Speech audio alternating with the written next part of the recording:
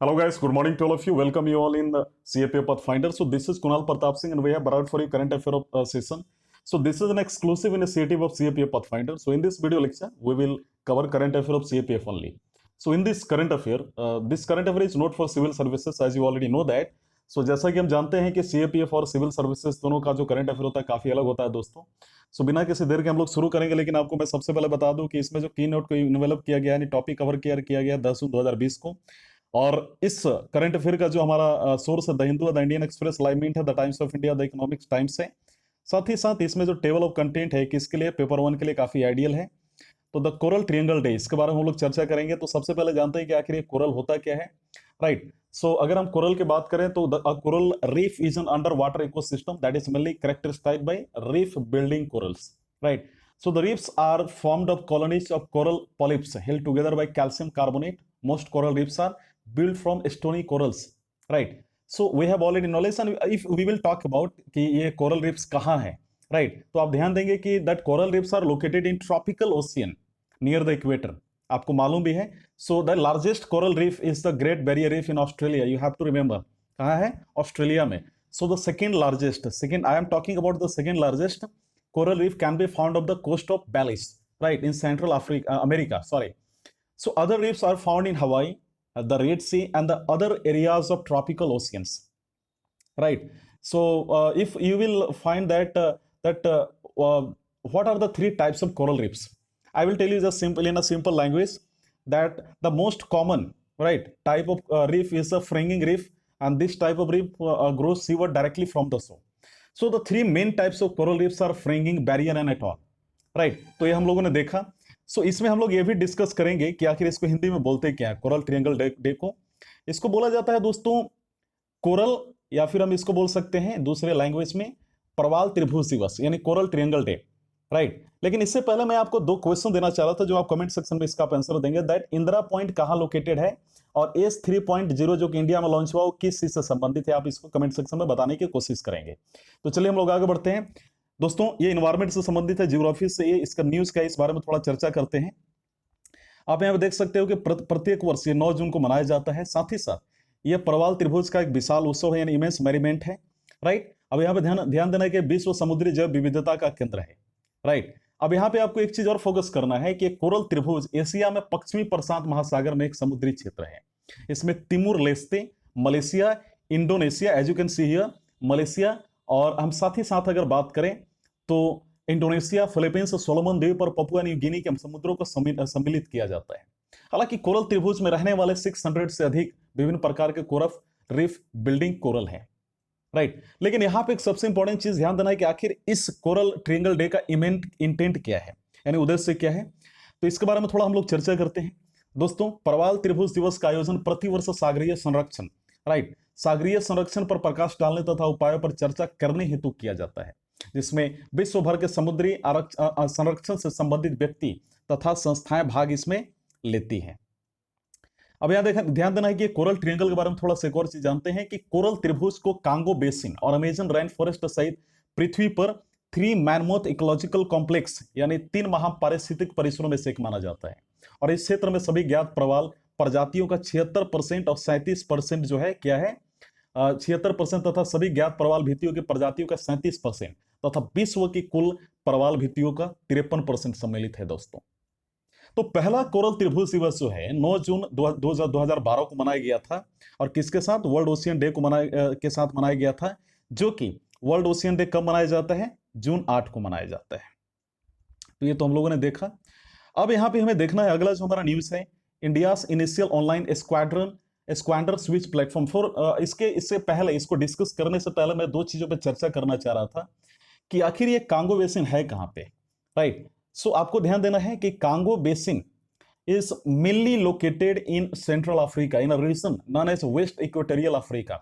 You have to focus, right? So अगर हम इसके बारे में बात करें, एक और फैक्ट कांगो बेसिन के बारे में, तो ये सेंडिमेंट्री बेसिन है जो कि कॉन्गो रिवर से कनेक्टेड है, राइट. ये चीज आपको ध्यान देना है, काफी इंपॉर्टेंट है आपके लिए.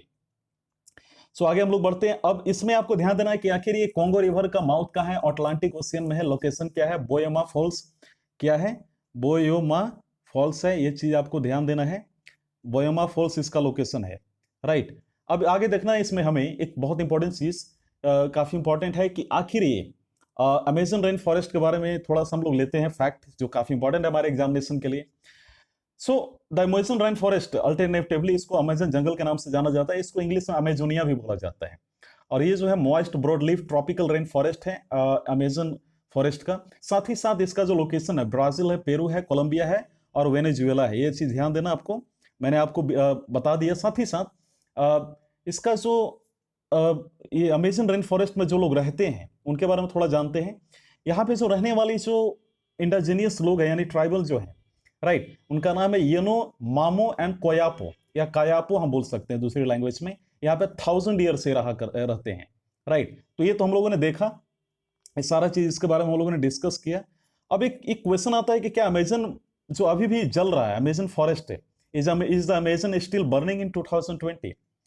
So student, the number of fires in the Amazon rainforest increased 30.5% in 2019 from the previous year, while the deforestation rose 85%। आपको ध्यान देना है, ये तो हम लोगों ने इसके बारे में चर्चा किया।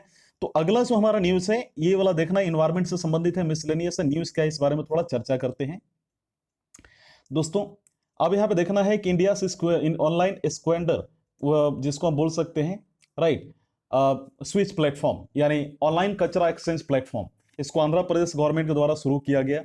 ये अपने तरीके का देश में पहला ऐसा प्लेटफॉर्म है और इस प्लेटफॉर्म के उपकरणों की मदद से अधिकारियों को खतरनाक कचरे के मूवमेंट को की जो या फिर हम बोल सकते हैं रियल टाइम निगरानी करने में मदद मिलेगी, राइट। इस प्लेटफॉर्म को आंध्र प्रदेश पर्यावरण प्रबंधन निगम यानी हम बोल सकते हैं Andhra Pradesh environment management corporation के द्वारा क्या किया गया, लीड किया जा रहा है, उनके द्वारा हेड किया जा रहा है, संचालित किया जा रहा है।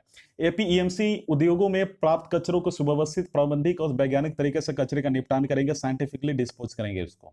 अगला जो हमारा न्यूज है जो काफी इंपॉर्टेंट है, airborne rescue port for isolated transportation यानी अर्पित, इन्वायरमेंट से संबंधित है। क्या न्यूज है इस बारे में थोड़ा चर्चा करते हैं। तो चलिए हम लोग आगे बढ़ते हैं दोस्तों। जैसा कि आपको मालूम है ये किसके द्वारा डेवलप किया गया, इंडियन एयरफोर्स के द्वारा डेवलप किया गया, उनके द्वारा डिजाइन किया गया है, उनके द्वारा हम बोल सकते हैं विकसित निर्मित किया गया इंडियन एयरफोर्स के द्वारा, आपको ध्यान देना है। साथ ही साथ ये रेस्क्यू पोर्ट का उपयोग में देश भर में दूर दराज यानी हम बोल सकते हैं फार फ्लंग, यहाँ पे आप देख सकते हो, और इनएक्सेसिबल, राइट, यानी हम बोल सकते हैं वाले क्षेत्रों में संक्रामक रोगों से ग्रस्त गंभीर रोगियों के परिवहन के लिए किया जाता है। इसमें रोगी को देखने के लिए पारदर्शी तथा टिकाऊ, जिसको हम बोल सकते हैं translucent study cast Perspex, right, के गुणवत्ता वाला प्लास्टिक सीट लगाई गई है जो उपलब्ध मॉडलों की तुलना में अधिक बेहतर, अभी तक जितने भी मॉडल्स उनसे काफी हद तक ये बेटर है। तो अर्पित में high efficiency particular air, right, S 13 class filter का उपयोग किया गया। यह प्रणाली चिकित्सा निगरानी उपकरणों साथ रोगी के वेंटिलेशन सुविधा भी देती है। लेकिन यहाँ पे सबसे इंपॉर्टेंट चीज है कि आखिर इंडियन एयरफोर्स के बारे में हम थोड़ा फैक्ट जानते हैं कि आखिर ये IAF को लेकर क्या फैक्ट हो सकते हैं, क्या एग्जामिनेशन में पूछे जा सकते हैं दोस्तों। अगर इंडियन एयरफोर्स की बात करें, that Indian air force is arm of Indian armed forces, right, its complement of personnel and aircraft as it rank fourth amongst the force air forces of the world. Its primary mission is to secure Indian air space and to conduct aerial warfare during armed conflict. So it was officially established on the 8 October, right, 8 October 1932। आपको ये ध्यान देना है। और इसको जो found किया गया था मैंने बता दिया 8 अक्टूबर 1932, एंड अभी तक कितने साल हो गए, 87 ईयर अभी तक हो चुके हैं। तो आपको ध्यान देना है कि इनका रोल आपको मैंने बता दिया एरियल वॉरफेयर में है। साइज कितना है, 1,39,576 एक्टिव पर्सनल है अभी, और 1,40,000 रिजर्व पर्सनल है, राइट। तो ये पार्ट इंडियन आर्म फोर्सेस का द्वारा, I have already told you the headquarter of Indian air force is located in new Delhi. As you can, I have already told you that motto, I have already told you that if we will just speak in English, अगर हम लोग इसको English में बोले तो glory that touches the sky, ये मोटो है इनका। कलर कौन सा है, नेवी ब्लू, स्काई ब्लू और व्हाइट है। और साथ ही साथ आपको ध्यान देना है कि हर साल एनिवर्सरी इनकी 8 अक्टूबर को मनाई जाती है। इनका जो एंगेजमेंट है जिसको बोल सकते हैं नोक्टेबल ऑपरेशन है। साथ ही साथ अभी जो हमारे कमांडर इन चीफ है, right, president Ramnath Kovind, you have already knowledge के प्रेसिडेंट होता है। चीफ ऑफ एयर स्टाफ कौन है, air chief marshal Rakesh Kumar Singh Bhadauria, आपको ध्यान देना है। तो ये तो हम लोगों ने इनके बारे में डिस्कस किया, राइट। लेकिन एक सबसे इंपॉर्टेंट पॉइंट यहाँ पे ये है कि आखिर ये हेपा होता क्या है, यानी HEPA जिसे हम बोल सकते हैं दोस्तों, that high efficiency particular air, that means we can say HEPA also known as high efficiency particular absorbing and high efficiency particular restraints is an efficiency standard of air filter, right। So filters meeting the HEPA standard must satisfy certain level of efficiency. It common standards require the HEPA air filter must remove from the air that passes through at least 99.95% as for the European standard. दोस्तों ये तो हम लोगों ने इसके बारे में जाना that HEPA was mainly commercialized in the 1950s and the original term became registered trademark and later generic term for highly efficient filters. मैंने आपको ये बता दिया। तो अब यहां पे ध्यान ये देना है कि अगला जो हमारा न्यूज है काफी important about torrent customs. So what is all about and its like belong from the economics and miscellaneous है। ये न्यूज क्या है we will discuss about the news because this is very important for us and ये हमारे लिए काफी important भी हो जाता है एग्जामिनेशन के लिए, क्योंकि इकोनॉमिक्स है तो इकोनॉमिक्स की क्वेश्चन पिछले साल भी काफी आई थी। तो चलिए हम लोग शुरू करते हैं दोस्तों। सीबीआईसी जिससे हम बोल सकते हैं central board of indirect taxes and customs, right. तो ये केंद्रीय अप्रत्यक्ष कर एवं सीमा शुल्क board, central board of indirect taxes and custom जिसको सीबीआईसी भी बोलते हैं, इन्होंने बेंगलुरु और चेन्नई में अपने प्रमुख कार्यक्रम तुरंत कस्टम्स को लॉन्च किया है। सो इस कार्यक्रम के अंतर्गत आयातकों के सामान यानी इंपोर्टर्स के जितने गुड्स हैं उसका क्लियरेंस जो होगा फेसलेस होगा, कॉन्टेक्टलेस और पेपरलेस हो जाएगा। तो यह कार्यक्रम, ये जो प्रोग्राम है दिसंबर तक पूरे देश के पोर्ट में क्या हो जाएगा, दिसंबर तक पूरे देश के पोर्ट में पूरी तरीके से एयरपोर्ट इनलैंडर कंटेनर डिपो से प्रारंभ हो जाएगा। सो इस कार्यक्रम के तहत चेन्नई में आयात किए गए यानी इंपोर्ट किए गए सामान यानी गुड्स का मूल्यांकन बेंगलुरु में स्थित सीमा शुल्क अधिकारियों द्वारा किया जा सकेगा। Just understand this point. अगला जो है कि इसी प्रकार बेंगलुरु में आयात किए गए यानी इंपोर्ट किए गए सामान का मूल्यांकन चेन्नई में स्थित सीमा शुल्क अधिकारियों द्वारा किया जाएगा। अब देख समझ में आ रहा है, वाइस वर्सा यहां पे किया जा रहा है, राइट। तो अगला जो हमारा न्यूज है काफी इंपॉर्टेंट है, लेकिन इससे पहले हम जानेंगे कि आखिर सीबीआईसी है क्या, क्योंकि हमारे एग्जामिनेशन के लिए रियली काफी इंपॉर्टेंट है। That CBIC we can say in a different words like central board of indirect taxes and customs, right. एक जिसको हिंदी में बोल सकते हैं केंद्रीय अप्रत्यक्ष कर एवं सीमा शुल्क board is a nodal national agency that is mainly responsible for the administering customs, right, GST, central excise, service tax and narcotics in India. Friends, the customs and central excise department was established in the year 1855 by then British Governor General of India to administer custom laws in India and collection of import duties, land revenue. So it is one of the oldest government departments of India, हमें ये ध्यान देना है, and it works under the department of revenue that is ministry of finance, you have already knowledge. साथ ही साथ आपको ध्यान देना है कि जो इसमें चीफ कमिश्नर यानी the agency is start by IRS officers, Indian revenue service आपको मालूम है, वो start their career as a assistant commissioner director in the field and with in 20 and 25 years rise to the post, right. They will reach chief commissioner with a few senior most officers who become chairman member of CBIC. ये तो हम लोगों ने देखा। इसका formed हुआ था 26 जनवरी 1945 में। इनका मोटो है tax collection in services of the nation. इनके टोटल एम्प्लॉइज 19,137 गैजेटेड ऑफिसर्स हैं, 53,754 नॉन गैजेटेड ऑफिसर है दोस्तों इसके। तो इसका फेडरल एजेंसी है यानी एफए इसका कहाँ है, इंडिया में है। आपको मालूम है ऑपरेशनल ज्यूरिडिक्शन इंडिया में होगा वास्तविक में अगर बात की जाए। इसकी governing body government of India है, जनरल नेचर है, फेडरल लॉ इन्फोर्समेंट है। इसके हेडक्वार्टर कहाँ है, ministry of finance north block new Delhi में है। इसके जो इलेक्टेड ऑफिसर जो रिस्पॉन्सिबल है निर्मला सीतारमन, जो कि पॉलिटिक्स से जो लेजिस्लेटिव हेड है, जो फाइनेंस मिनिस्टर ऑफ इंडिया है, राइट। तो इनके जो अभी डायरेक्टर है एम ए कुमार है, आईआरएस है और चेयरपर्सन है। इनकी पेरेंट एजेंसी जो है सीबीआईसी की है वो मिनिस्ट्री ऑफ फाइनेंस है। Of course department of revenue and government of India है, ब्रांचेज 98 है इंडिया में। तो ये तो हम लोगों ने यहाँ पे इसका नॉलेज लिया, राइट। इनका 5 मेंबर्स होते हैं, चेयरमैन मेंबर होता है, एक टैक्स पॉलिसी से रिलेटेड मेंबर होता है, कस्टम से रिलेटेड एक मेंबर होता है, एडमिनिस्ट्रेशन एंड विजिलेंस से रिलेटेड जो कि एम ए कुमार आईआरएस हैं। फिर एक मेंबर होता है investigation additional charge of member जिसको IT and tax payer services बोला जाता है, जिनका नाम है संदीप मोहन भटनागर जो आईआरएस हैं। तो लास्ट जो है ये तो हम लोगों ने इनके बारे में जाना, लेकिन एक और मेंबर होते हैं जिनका जीएसटी सीएक्सएसटी लीगल एंड सीवी का काम करते हैं सेंट्रल विजिलेंस का, एंड अशोक कुमार पांडे जो कि आईआरएस हैं वो भी। तो ये तो हम लोगों ने इसके बारे में चर्चा किया। अगला जो हमारा है about the quid beep app, ये क्या है इसके बारे में थोड़ा सा हम लोग जानकारी लेते हैं, राइट। दोस्तों अगर क्विड बीप ऐप की बात की जाए, राइट, तो इसके बारे में हम लोग ये जानेंगे। काफी इंपॉर्टेंट फैक्ट्स कुछ है इसके बारे में जो कि आपको जानना काफी ज्यादा इंपॉर्टेंट हो जाता है। ये कोविड-19 से संक्रमित मरीजों के लिए वायरलेस शारीरिक मापदंडों की पहली स्वदेशी निगरानी प्रणाली है, आपको ध्यान देना है। साथ ही साथ इसे भारतीय प्रौद्योगिकी संस्थान यानी आईआईटी हैदराबाद और डिपार्टमेंट ऑफ एटॉमिक एनर्जी, या फिर हम बोल सकते हैं परमाणु ऊर्जा विभाग के सहयोग में कर्मचारी राज्य बीमा निगम यानी ईएसआईसी, जिसको हम एम्प्लॉयज स्टेट इंश्योरेंस कॉर्पोरेशन भी बोल सकते हैं, मेडिकल कॉलेज हैदराबाद द्वारा विकसित किया गया है। सो कोविड बीप का पूरा नाम अगर हम बोले स्टैंड्स फॉर के रूप में, एब्रिविएशन के रूप में, तो इसका क्या हो जाएगा, continuous oxygenation and vital information detection biomed, ECIL ESIC pod, इसका टोटल फुल फॉर्म हो गया। ये तो हम लोगों ने इसके बारे में डिस्कस किया, लेकिन यहाँ पे जानना है कि आखिर ये IIT हैदराबाद का स्थापना कब हुआ था। So that IIT Hyderabad, right, is a public technical research university, as you already know that located in Sangareddy district of Telangana, right. It is also known as academic strength and research and publication. So it was mainly founded in 2008, right, among 8 young Indian Institute of Technology, right. It has 1,155 undergraduate and 635 masters and 193 PhD students with 222 full-time faculties. Right तो ये आपको मालूम है कि type public technical university 2008 में हुआ था, 12 साल हो गया। इसके चेयरमैन है BVR मोहन रेड्डी हैं। डायरेक्टर कौन है इसके, जिसको हम बोल सकते हैं बुड्डा राजू श्रीनिवास मूर्ति, राइट। तो ये तो हम लोगों ने देखा, इसकी लोकेशन मैंने आपको बता दी, कैंपस आपको मालूम है, और यहाँ का जो इंग्लिश जो है लैंग्वेज है, तो ये तो हम लोगों ने देखा। लेकिन इससे ज्यादा इंपॉर्टेंट एक चीज और है कि आखिर ये COVID-19 पैंडेमिक है क्या, right. We will just take some brief introduction about COVID-19 pandemic, that is also known as coronavirus pandemic. दोस्तों, it is an ongoing pandemic of coronavirus disease of 2019. So it is mainly caused by SARS-CoV-2, means severe acute respiratory syndrome, right. That outbreak was first identified in Wuhan, China. You have already knowledge that in December 2019.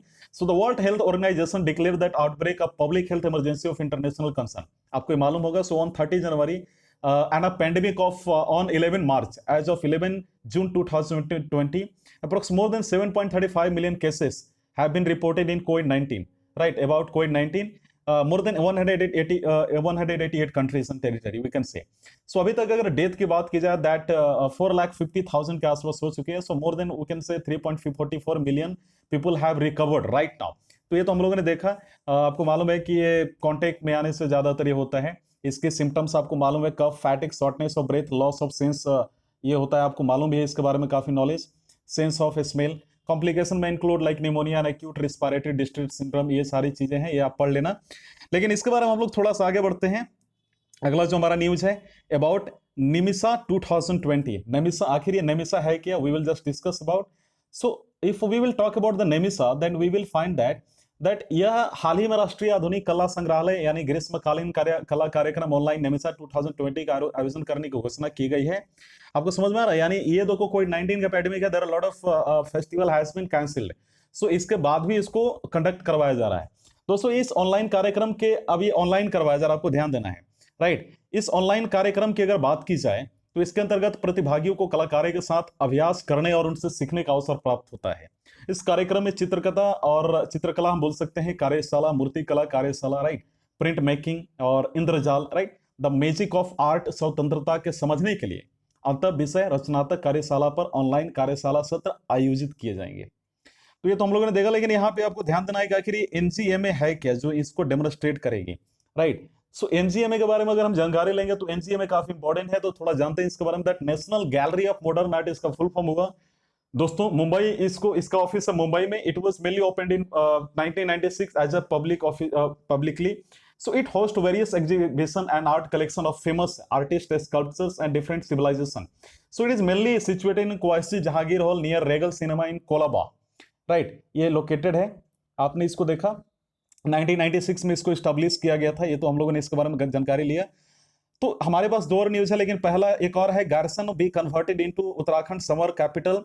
तो हाल ही में उत्तराखंड जो वहाँ पे Chamoli district में इसको officially गार्सन को क्या कर दिया गया है, समर कैपिटल बना दिया गया है। आपको ऑलरेडी मालूम भी है, शायद आपने न्यूज में सुना भी होगा, राइट। सो इसको क्या कर दिया गया है, चमोली जिले में स्थित गारमन की औपचारिक रूप से उत्तराखंड की ग्रीष्मकालीन राजधानी के रूप में घोषित कर दिया गया और इसे एक बोल सकते हैं प्रशासन के अदर सीट के रूप में विकसित किया गया है, राइट। अल्टीमेट जिसको बोल सकते हैं स्टूल ऑफ एडमिनिस्ट्रेशन के रूप में विकसित किया गया है। और अभी मैं बता दूं, यहाँ का जो अभी विंटर कैपिटल जो है वो देहरादून है, जो कि लेजिस्लेटिव असेंबली के द्वारा डिसाइड किया गया है उत्तराखंड का। अगला जो न्यूज है रोमन मैग्सेस अवार्ड, लेकिन उससे पहले हम लोग जानेंगे कि ये नोबेल प्राइज है क्या, क्योंकि इसमें Ramon Magsaysay award Nobel prize के लाइकली उससे मिला जुला है।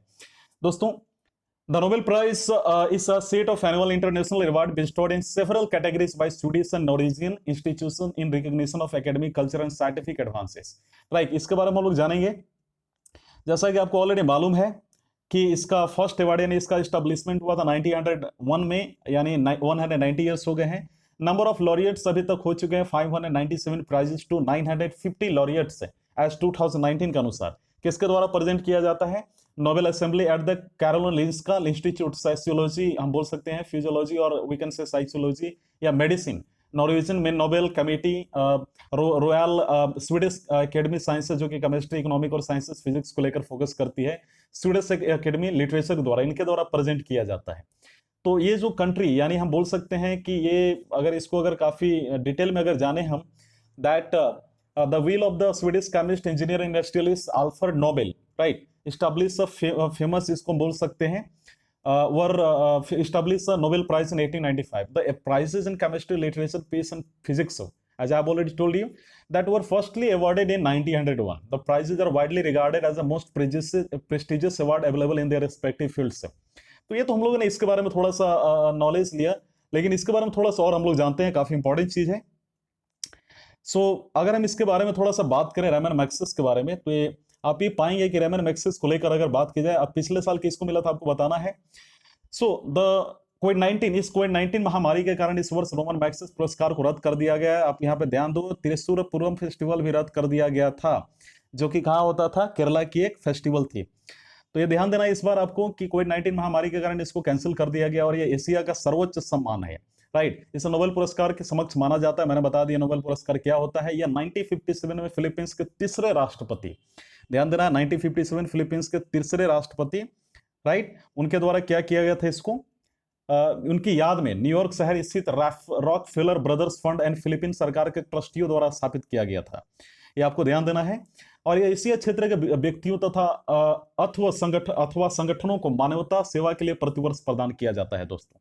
लेकिन यहाँ पे इन सारी तमाम चीजों को डिस्कस करने के बाद एक पॉइंट हमारे पास आता है कि आखिर ये हम लोगों ने जो रॉकफेलर ब्रदर्स फंड के बारे में बात की, ये आखिर है क्या? इसके बारे में थोड़ा सा ब्रीफ लुक लेते हैं।